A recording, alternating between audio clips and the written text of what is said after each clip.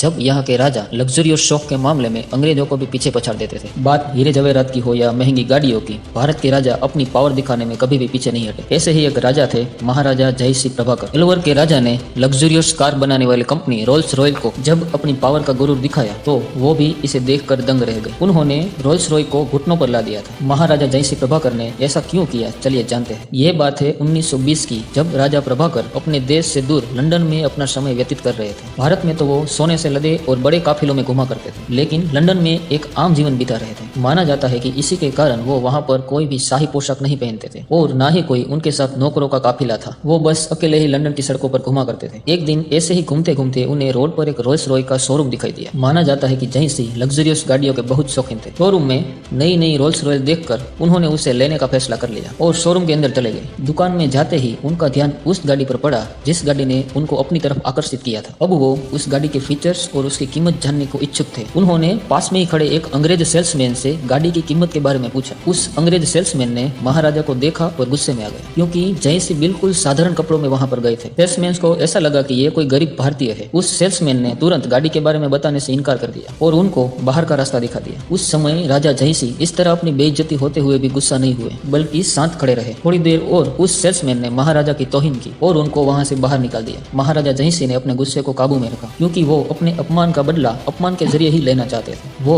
Showroom से निकलकर सीधा अपनी होटल की ओर चले गए। महाराजा जैसे ही होटल पहुंचे, बस उनके दिमाग में एक ही बात चल रही थी कि मुझे रोल्स रॉय को सबक सिखाना है। वो एक बार फिर से अपने राजा के रूप में आ गए। उन्होंने शोरूम में खबर पहुंचाई कि अलवर के राजा यहाँ पर गाड़ी खरीदने आ रहे हैं। खबर सुनते ही शोरूम के बाहर रेड कारपेट बिछा दी गई। उनके आगे हर किसी ने अपना सिर झुकाया। उन्होंने आते ही सीधा 7 रोल्स रॉय का ऑर्डर दे दिया और उसी समय उसकी कीमत कैश में चुका दी। इतना बड़ा ऑर्डर सुनकर शोरूम में हर कोई हैरान हो गया। इतना ही नहीं, उन्होंने गाड़ियों को सीधा भारत अपने राजमहल में गाड़ियां पहुंचाने का ऑर्डर दिया, साथ में उस कमंडी सेल्समैन को भी। शोरूम वाले इतना बड़ा ऑर्डर मिलने की खुशियां मना रहे थे। लेकिन मेरे दोस्तों, महाराजा का असली खेल तो भी बाकी था। गाड़ियां जैसे ही भारत पहुंची, महाराजा ने अपना खेल शुरू कर दिया। उन्होंने सारी गाड़ियों को नगरपालिका को दे दिया और कह दिया कि आज से शहर का सारा कचरा इन्हीं गाड़ियों में उठाया जाएगा। ये बात सुनते ही उस सेल्समैन के पैरों तले जमीन खिसक गई। जैसे ही ये काम शुरू हुआ, इसकी खबर आग की तरह फैल गई। हर कोई ये सोचने लगा कि पहले इतनी महंगी गाड़ियों को कैसे कोई कचरा गाड़ी में यूज कर सकता है। हर रोज नगरपालिका के लोग उस गाड़ी में कचरा भरने लगे। ये देखकर अंग्रेजों के चेहरे का रंग गायब हो गया था। महाराजा जय सिंह का ये दाव देखकर वो सेल्समैन समझ गया कि मैंने गलत जगह पंगा ले लिया है। और जब ये खबर यूरोप और अमेरिका तक पहुंची तो रोल्स रॉय के ग्राहक बहुत दुखी हुए। रोल्स रॉय के नाम में अब पहले जैसी रेसियत अब नहीं दिखाई दे रही थी। हर कोई मजाक उड़ा रहा था कि